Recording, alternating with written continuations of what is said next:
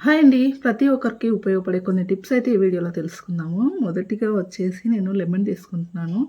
దీన్ని ఇలా కట్ చేసి ఒక ప్లేట్‌లో రసం అంతా బయటికి తీసేసి, ఇక్కడ సీడ్స్ ఉన్నాయి గదా! వాటిని పక్కకు తీసేసుకోవాలి. ఇక్కడ హాఫ్ లెమన్ అయితే సరిపోతుంది. కొంచెం చిన్నదైతే ఒక లెమన్ తీసుకోండి.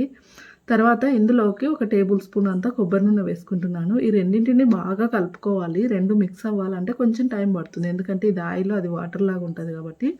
ఇలా బాగా మిక్స్ చేసిన తర్వాత మనము తలకు అప్లై చేసుకొని, ఇలా వారానికి 2, 3 సార్లు బాగా మజిల్స్‌కి ఇట్లా ఎయిర్స్‌కి బాగా కుదుళ్ళ దగ్గర లాగా అప్లై చేసుకొని తలస్నానం చేసామంటే చుండ్రు సమస్య అనేది మనకు ఉండదనమాట. ఇంకా నెక్స్ట్ టిప్ వచ్చి రోజు దీపం పెడుతుంటాము, రోజు హారతి ఇస్తుంటాం కదా! బాగా నల్లబడిపోతూ ఉంటది. ఇలా కాకుండా డైరెక్ట్‌గా కర్పూరం పెట్టకుండా హారతి ప్లేట్‌లో కొంచెం విభూతి గానీ, లేదంటే కొద్దిగా గోధుమ పిండి గానీ వేసి, దానిపైన మనం కర్పూరం పెట్టి వెలిగించినట్టయితే మనకు నల్లగా మసి అంటకుండా ఉంటుంది. క్లీన్ చేసుకునేటప్పుడు ఈజీగా క్లీన్ చేసుకోవచ్చనమాట. ఇంకా నెక్స్ట్ వచ్చేసి ఇట్లాంటి క్యాప్స్ ఉంటాయి కదా! మనకు కింద పడిపోయి ఇదైతే విరిగిపోయింది. మళ్ళీ నట్టు ఫిట్ చేసినా రాదనమాట. పగిలిపోయింది ఆ బ్లాక్‌ది. ఇట్లా ఈ క్యాప్ ఊడిపోయిన క్యాప్ మూత తీయడానికి రాదు కదా! దాన్నైతే అట్లాగా ఊరికే ఇంట్లో క్యాప్ లేకుండా వాడాలంటే ఇబ్బంది కదా! అది కాకుండా బాటిల్ క్యాప్‌ని ఇలా వేడి చేసి, హోల్ చేసి దీనికి మనము నట్టు పెట్టి ఫిట్ చేసుకున్నామంటే మనకు ఈజీగా క్యాప్ సెట్ చేసుకోవచ్చనమాట. వేడి వేడిగా ఉన్నప్పుడు ఆ క్యాప్‌ని ఇలా పట్టుకుంటే అసలు రాదు. చల్లారినప్పుడు కూడా రాదులేండి. ఇట్లా చేయితో పట్టుకుంటే గ్రిప్ దొరకదు. మనం ఇట్లాగా క్యాప్ ఫిట్ చేసుకున్నామంటే మనకు ఈజీగా పట్టుకొని, తీసుకొని పెట్టడానికి చాలా బావుంటుందనమాట. ఒక చిన్న బాటిల్ క్యాప్‌తోని ఇదైతే చేసుకున్నాను. చాలా చక్కగా వర్కౌట్ అయిందనమాట. ఇది ఇంకో గిన్నెల పైన మూతకు గూడా కొన్ని సార్లు ఇట్లా పట్టుకోవడానికి వచ్చింటది కదా! అది వాటికి గూడా బాగా పనిచేస్తుంటది. ఇంకా నెక్స్ట్ వచ్చేసి మనం ఆయిల్ ఏసేటప్పుడు ప్యాకెట్లలో తెచ్చుకుంటాం కదా! బాటిల్‌కి పోసేటప్పుడు ఇది ఎంతో కొంత సైడ్ పొంటు కారుతుంది. ఇట్లా కారకుండగా ఒక మూలకు చిన్నగా కట్ చేసి దానికి హోల్ పెట్టేసుకొని దాన్ని బాటిల్ మీద పెట్టేసి ఇంకో సైడ్ సన్నగా కట్ చేసుకొని అందులో నుంచి పోసామంటే ఈజీగా పోసేయచ్చు బాటిల్లోకి. సైడ్‌కంతా సల్లిపోకుండా ఉంటుందన్నమాట. ఈ టిప్ అయితే చాలా బాగా యూజ్ అవుతుంది. నెక్స్ట్ వచ్చేసి మనము ఇంట్లో పూజ ఆయిల్ వేసేటప్పుడు క్యాప్ తీసి అలా నూనె ఉంచినప్పుడు ఎంతో కొంత సైడ్ పొంటి కారడము, లేదంటే బుడుగ్గున పడిపోయి నిండగా పడిపోవడం అట్లా అవుతుంది కదా! అలా కాకుండా బాటిల్ క్యాప్‌ని కొంచెం వేడి చేసి ఇలా దబ్బునంతో పైకి నొక్కామంటే ఇలా సాగుతుంది. మూతి దగ్గర కొంచెం కట్ చేసామంటే మనకు ఈజీగా ఇట్లా దార పడిపోతుందనమాట. రోజు ఇలా చక్కగా ఒక్క డ్రాప్ కూడా వేస్ట్ కాకుండా నీట్‌గా వేసుకోవడానికి ఈ టిప్ అయితే చాలా బాగా పనిచేస్తుంది. ట్రై చేయండి. ఇంకా నెక్స్ట్ వచ్చేసి ఇంట్లో బొద్దింకలు తిరుగుతున్నాయి, ఏదన్నా టిప్ చెప్పండి అని నాకు కామెంట్‌లో అడిగారనమాట. ఇది అయితే చాలా బాగా వర్క్ అవుతుంది. ఒక గ్లాస్ వాటర్‌లో కొన్ని లవంగాలు, ఒక టేబుల్ స్పూన్ అంత బేకింగ్ సోడా, 2, 3 బిర్యానీ ఆకులేసి మరలించుకున్నారంటే ఒక 5 నిమిషాలు మరలిస్తే ఈ వాటర్‌లోకి ఇవంతా అబ్జర్వ్ అయిపోతాయన్నమాట.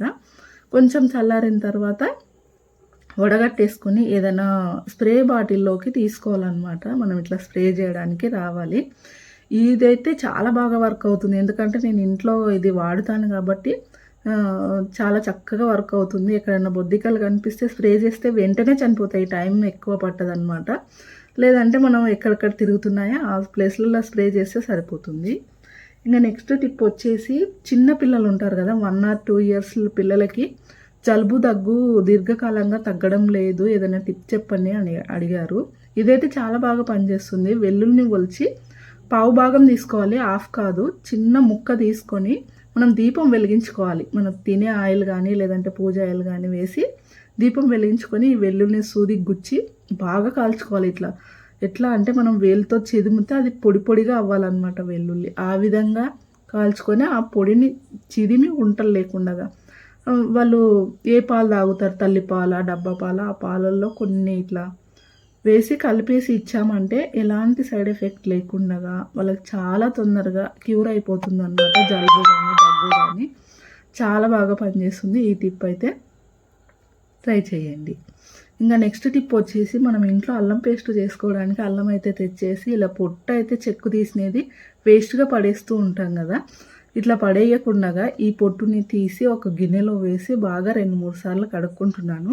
ఇలా కడిగిన తర్వాత మనం ఎండలో ఎండబెట్టేసుకొని 2 డేస్ చాలా చక్కగా వాడుకోవచ్చు అనమాట. దీన్ని వేస్ట్‌గా పడేయకుండా. ఇక్కడ చూస్తున్నారు కదా! ఇలా కడిగిన దాన్ని నేనైతే ఒక 2 డేస్ ఎండలో పెట్టేసాననమాట. ఎండలో పెట్టిన తర్వాత మనకు మంచిగా చక్కగా డ్రై అయిపోతుంది. ఎన్ని రోజులైనా స్టోర్ ఉండిపోతుందనమాట.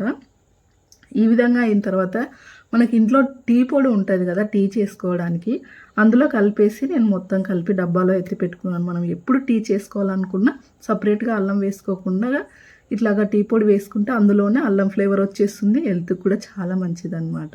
వేస్ట్‌గా పడేయకుండా ఇలా అల్లం పొట్టుని చక్కగా వాడుకోవచ్చనమాట. ఇంకా నెక్స్ట్ వచ్చేసి మనము ఇంట్లోకి సరుకులు తెచ్చుకున్నప్పుడల్లా ఇట్లాంటి కవర్స్ అయితే వస్తుంటాయి కదా! వాటిని చెత్త చెత్తగా ఒక చోట ఎక్కడ పెట్టినా చూడడానికి అంత లుక్ బాగుండదు. ఈ విధంగా ఫోల్డ్ చేసుకొని ఒకదానికొకటి ఇట్లాగా జాయింట్ చేసుకుంటూ ఫోల్డ్ చేసుకుంటూ పోవాలి.